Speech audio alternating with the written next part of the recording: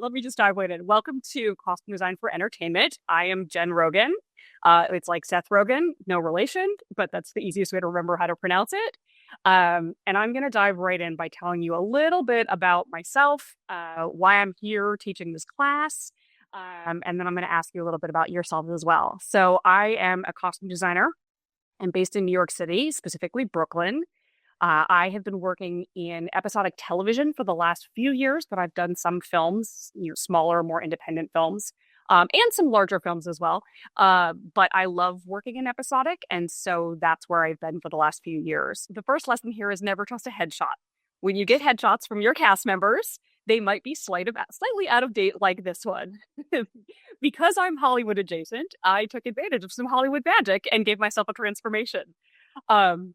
I also wear glasses, so I thought it might be easier to see your beautiful faces this evening just going ahead and wearing them rather than going with contacts. But first lesson is when you get your casting for your talent, check for the headshot, but also check and see if there is a actor's Instagram stream or literally anything online you can find that gives you a little bit more well-rounded view of what your cast member will look like. Because the photo that comes through is often not a representation of why that cast member was cast in the role to begin with. So there we go. First lesson out of the way. So I do my first read. That's what we were all doing after class and over the weekend. The big things that jumped out that, there's a lot of action in the pilot of Euphoria that happens at night, which is going to mean you're going to want to think about colors. You're going to want to think about things not disappearing into the night. Just a big thought. There's a party, which means you're going to have a crowd of background to dress. You're going to need stock. You're going to need to think about colors. You're going to need to think about the tone of the party. There are stunts in Euphoria. There's Jules on a bike getting run off the road. And then there's Rue drunken biking and smashing into a bunch of things. I doubt in either case they're going to have the actor perform that action. It's potentially dangerous. So there's stunts there. There's a ton of flashbacks. There's a ton of photos. Those were just my big takeaways from reading Euphoria. And I'm sure you all captured a million other ones as well. The other thing that I do when I'm breaking out all of my character information is, you can see it here. Nadia, she's scripted in all black. There's a gold necklace. It's a marriage of masc and femme. And there's a parka with a fur collar. If any of you have seen the show, at no point does Nadia ever wear a parka with a fur collar on screen. That does not mean that we didn't shop multiple options and fit multiple options and then ultimately reject them in favor of the coat that you did see. But in the script, there was a parka with a fur collar, so I wanted to make sure that it was included in her thumbnail description. And then you can also see that I flagged in scene 10, it's episode 1, change 2, so 101.2. Plus C, that's my note for me. That's not a system. It's my system.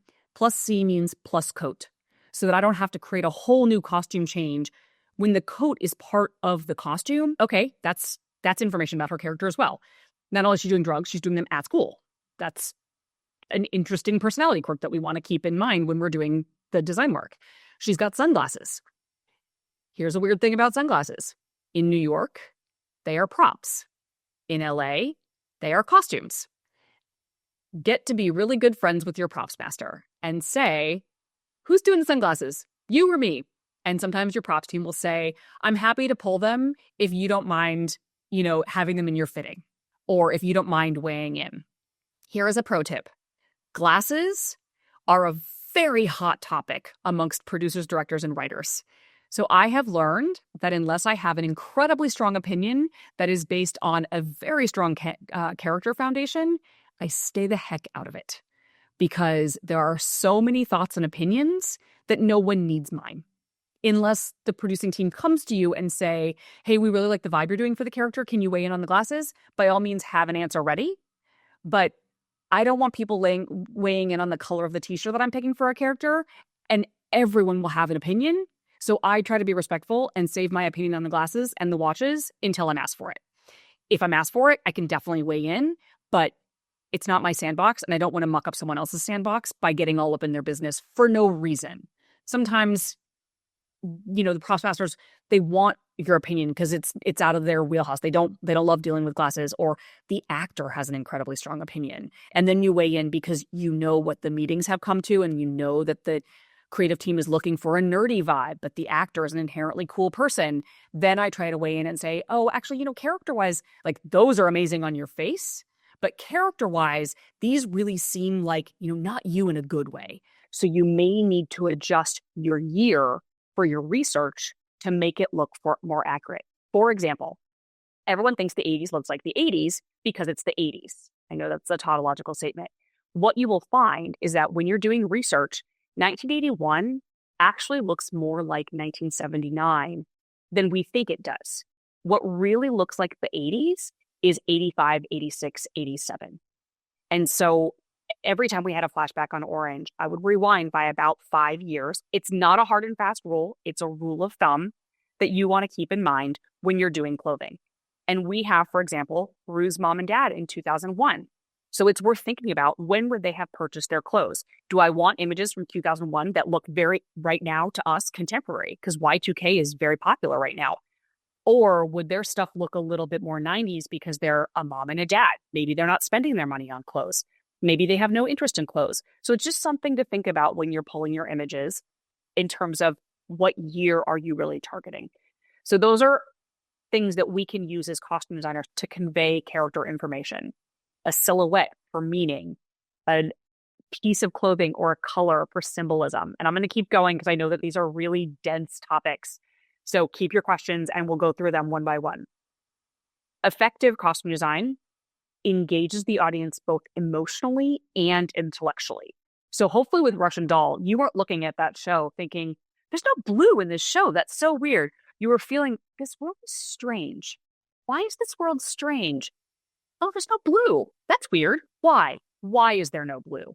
That's the thought process behind that color palette. And I can't take the genius credit for it because that was Michael Bricker. But then we took it all the way through and articulated that in the clothes. So we were inviting the audience to interpret the clothes, to interpret the frame, and find the meaning in that. Blue and green were specifically eliminated from that show to express the discomfort in the world.